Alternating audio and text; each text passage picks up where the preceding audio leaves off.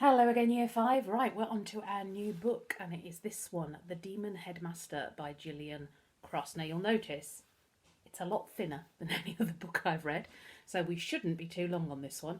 I'm just going to read you the blurb on the back while I leave those little eyes there for you.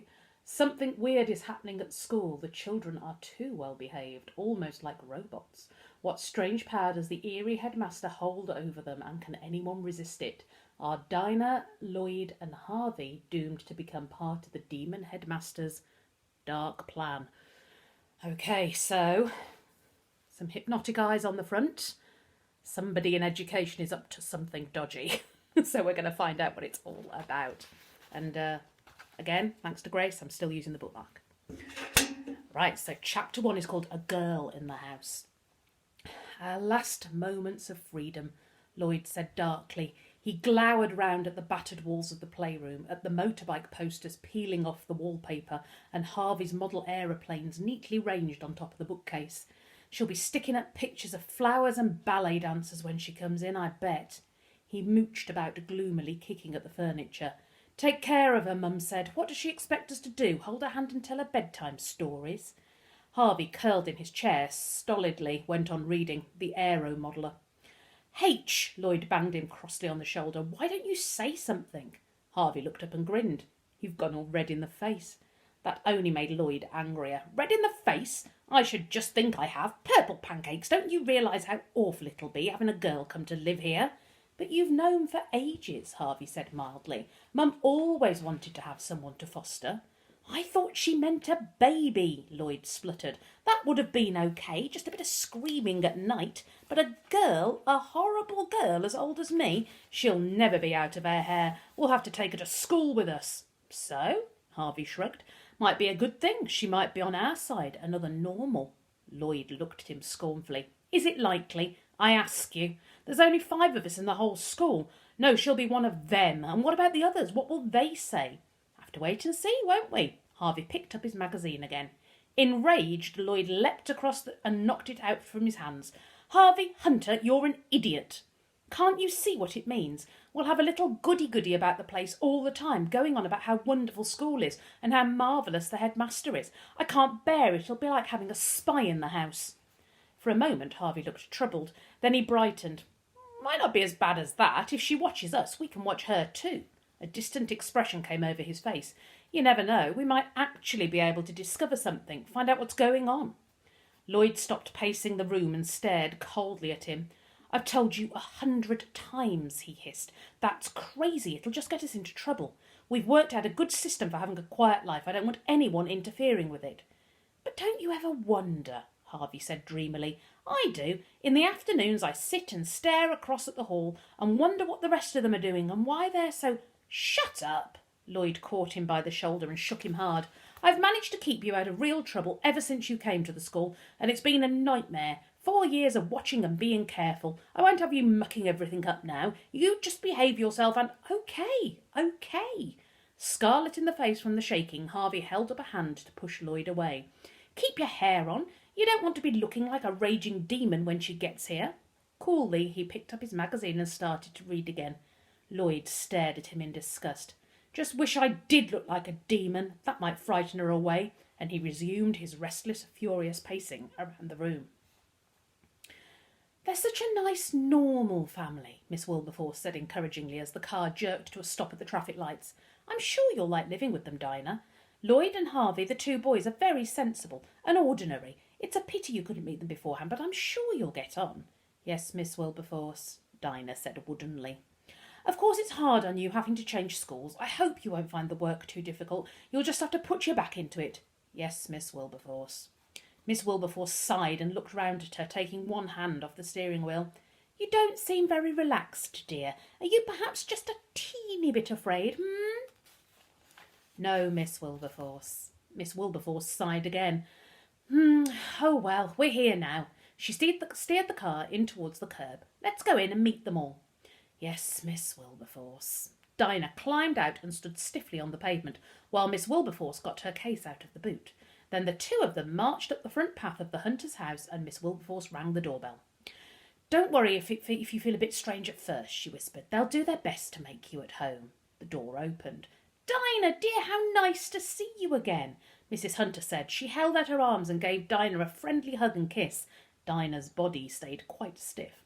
Hello, Mrs. Hunter. Hello, Mr. Hunter, she said without expression. Come in and take your coat off. The boys are dying to meet you. Oh, said Dinah. I'm sure Dinah's looking forward to meeting them too, Miss Wilberforce put in quickly, but she's bound to be a bit shy, aren't you, dear? No, said Dinah. Mr. Hunter grinned at her. At least you know your own mind. Go to the living room. I'll call the boys. Dinah went in and sat on the edge of the sofa with her knees pressed together. Her eyes flicked from side to side of the room. It was just what she'd expected. 3-piece suite, television, a shelf of ornaments, a very ordinary room. She sighed softly. Then she sat up straighter as everyone else came in. Here they are, Mrs. Hunter said proudly. Lloyd's the big one and Harvey's the little fat one. Cheek, Harvey protested amiably. Dinah looked them up and down. Lloyd was taller than she was, with a mop of wild hair and a cocky look. Harvey was roly-poly and cheerful. There did not seem to be anything special about either of them. She held out a cold, rigid hand. Hello, she said unenthusiastically. Chapter 2. Not a Good Beginning. Hello, Lloyd said back just as unenthusiastically. I didn't make that sound very unenthusiastic, did I? He stared down at her hand, but he did not take it. She was even worse than he had expected. A pale, pinched face and 2 stringy plaits. Crimson cabbages, she looked just like a wooden doll. She gazed awkwardly at the two of them, and they gazed back. I tell you what, Mrs. Hunter said briskly, I'm sure you'll get on better without a lot of grown-ups breathing down your necks. Why don't you boys grab some tea from the kitchen and take Dinah into the playroom? Then you can get to know each other properly. Off you go. With excessive politeness, Lloyd held the door open for Dinah, while Harvey went out to the kitchen for some food. A few moments later, the 3 of them were sitting round the playroom table, silently eating sandwiches. Have another cheese sandwich, Dinah? Lloyd held out the plate. No, thank you. How about peanut butter? Harvey said helpfully. No, thank you. Another glass of Coke? Lloyd picked up the bottle. No, thank you. With a sudden snort, Lloyd exploded. That's all you said so far. Yes, please, no, thank you. What are you, a robot? Perhaps she's shy, Harvey said kindly. Well, Lloyd looked at her. Are you shy? No, Dinah said. Go on then, Lloyd prodded her. Say something. Tell us about yourself. Dinah drew a breath. My name is Dinah Glass. I'm 11. My mother and father died when I was 1. I've lived in the children's home for 10 years. Her mouth snapped shut again. Suffering crumpets. Lloyd made another clutch at his chaotic hair. She is a robot. Harvey smiled at her encouragingly. No, she's not. Go on, Dinah. Say some more. Aren't there any questions you want to ask us? Dinah sat for a moment, frowning slightly while she considered. Then she said, Tell me about the school. I told you, H. I told you. Lloyd rolled his eyes dramatically upwards and banged the table. That's all she's interested in. School. It's going to be terrible. Dinah looked at him coldly. What's the matter? What's the matter? Lloyd jumped up, knocking his chair sideways. What's the matter? Scarlet sausages, why would I want to talk about school when I'm not there? You think anyone would be glad to escape for a day or two and not have to think about... He paused, panting for breath. He doesn't like our school, Harvey said. So I see, Dinah said. Why not? Lloyd looked craftily at her. Guess, what's the worst thing you can imagine in school? With one finger, Dinah rubbed the end of her nose thoughtfully. Chaos, children running about shouting everywhere and nobody keeping any order. Lloyd gave a loud bellow of laughter and Harvey grinned and shook his head. Nothing like that. Try again. Dinah frowned. Vandalism? Kids smashing everything up? Harvey giggled and Lloyd looked scornfully at her. You haven't got a clue. Not a clue. Just you wait until Monday. It won't be all the way you expect. He reached for the TV remote control. You're not going to tell me? Dinah said. Nope, Lloyd said annoyingly. Don't want to go on talking about school forever, do I? Anyway, can't you see what time it is? Dinah glanced round at the clock. 6 o'clock, but what does that... Don't you know what 6 o'clock on Friday means? Lloyd sniffed. Didn't they watch the Eddie Hare show at your children's home then? Oh, yeah, Dinah shrugged. I just forgot. Good thing Lloyd remembered, Harvey said. If we miss the great school quiz at the end of the programme, we won't be able to vote. Ouch! Lloyd had given him a sharp kick. Will you shut up about school, H? So I can't even ask him about it, Dinah said stiffly. With an irritating grin, Lloyd wagged his finger at her. Got you guessing. That's how I like it. He turned on the television, and there was a man with long purple hair and a purple-painted face. He was standing on his head, waggling his feet at the camera. "Got you guessing," he said chirpily. "That's how I like it." Dinah pulled a face at the screen. "I think Eddie Hare's stupid, and you're even more stupid, Lloyd Hunter. I'll find out about your daft school on Monday." For the rest of the weekend, Dinah avoided Lloyd and Harvey even harder than they avoided her. Whenever Mrs. Hunter sent them up to play with her, she was curled on her bed reading a book and not wanting to be disturbed. They hardly spoke to her again until Monday morning. Then, when they clattered down the stairs late for breakfast, she was already sitting at the table, neat and prim, in a white shirt and a blue skirt and a jumper. Lloyd stared at her. "What's that you're wearing?" "School uniform," she smoothed her skirt, "from my old school." Harvey was looking worried. "The headmaster won't like it." He sat down and heaped sugar onto his porridge. "All green he likes, we all have to be green." "Or else," Lloyd said with relish. Dinah ate her last spoonful of porridge and folded her napkin precisely. "Or else what?" "You'll see," Lloyd muttered darkly. "Pass the sugar, H, we don't want to be late." "Or else," said Dinah sweetly. She looked at them over her cup as she drank her tea. "Scared?" "I'm not scared of anyone," Lloyd blustered, "not even the headmaster." "Bet you are," Dinah said. "Bet I'm not." Dinah smiled annoyingly. "I am," Harvey said calmly. "I'd be a fool if I wasn't. He—" "Shut up," Lloyd said sharply. "Don't tell her a thing. Let her find out all about it on her own." He went on eating his porridge. Harvey spooned his breakfast quickly into his mouth. He still had not finished when Mrs. Hunter bustled in. Hurry up," she flapped around the room. "You'll all be late if you don't go in 5 minutes. I wish I could come with you, Dinah dear, but the gas man's coming and I daren't go out. We'll freeze to death if we don't get the central heating mended soon." "That's all right," Dinah said politely. "I've written a letter to the headmaster and the boys will take care of you. They know— Oh, Harvey, do get your coat on." Shoving and nagging, she pushed them out of the front door and they walked up the road in an awkward threesome. Dinah was on the outside so that she had to step into the gutter, trailing her feet through frosty leaves whenever they passed anyone. Lloyd kept as far away from her as he could and watched her carefully out of the corner of his eye.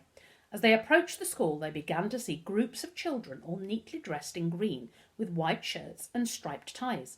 They walked sedately along the pavement without laughing or joking, and Dinah looked at them curiously. "Funny," she said. "Don't they play or fight or anything on the way to school?" "Never," Lloyd said shortly. As the school came in sight, he and Harvey fell into step, marching with their eyes straight ahead. "Faster," Harvey said anxiously. "I've got to take the registers round, remember? The headmaster told me on Friday." Lloyd groaned. "Why didn't you say, you idiot? You'll be late." "We could run," murmured Dinah. "No, we couldn't," snapped Lloyd. "No one runs." She opened her mouth to say something and then shut it again as they reached the school gates. Without any comment, all the children had stopped. Taking combs out of their pockets, they combed their hair neatly and smoothed their ties. Dinah stared. Lloyd was dragging a comb through his unruly curls, and Harvey twitched nervously at the lapels of his blazer. "Will I do? He won't complain?" "You're fine," Lloyd clapped him on the back. "Perfect. And I think you've got just enough time for the registers. Go in and do it quietly as you can so no one notices you're late." With a nod, Harvey plodded round to the playground behind the school and began to walk up the steps into the building. Dinah glanced at him as she and Lloyd followed. "Why was he worried? I thought he was quite tidy before he combed his hair." "You would," muttered Lloyd. "You don't understand. I just hope he gets the registers out without any trouble." "Why would there be any trouble about registers?" Dinah sniffed. "That's silly." Lloyd opened his mouth to answer her, but before he could say anything, a tall, fair-haired boy came slouching across the playground towards them. He did not seem in any hurry, but as soon as he was close to Lloyd, he whispered with great urgency, "Quick! What was Harvey doing going into school? I tried to catch his eye, but he didn't see me." "That's okay, Ian," Lloyd said. "He's gone in to do the registers." "Registers?" Ian's face did not change from its casual, cheerful expression, but his voice sounded horrified. "No, he's not. Rose came out and told Sharon to do them because it was so late. She said the headmaster wouldn't have anyone else in there before school started." "Oh, no," Lloyd gasped. "Orange onions with silver skins. I'd better go in and try and get him out before anyone sees him." "It won't matter, surely," Dinah said. "If anyone sees him, they'll just send him out again." Lloyd and Ian looked contemptuously at her. "You'll see," Lloyd said. "Here." He fished his mother's letter out of his pocket. "Take this. I've got to go and look for Harvey." Without another word, he was off, scurrying up the steps into the school. Ian turned away, and Dinah was left standing all alone in the playground, shivering in the bitter wintry wind.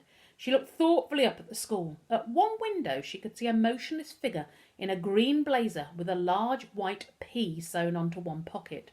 It was gazing through the window, but not at her. Its eyes were fixed on the steps which Harvey and then Lloyd had just hurried. Dinah stared at it for a moment and then, with a shrug, turned back to the playground. Okay, guys, see you tomorrow.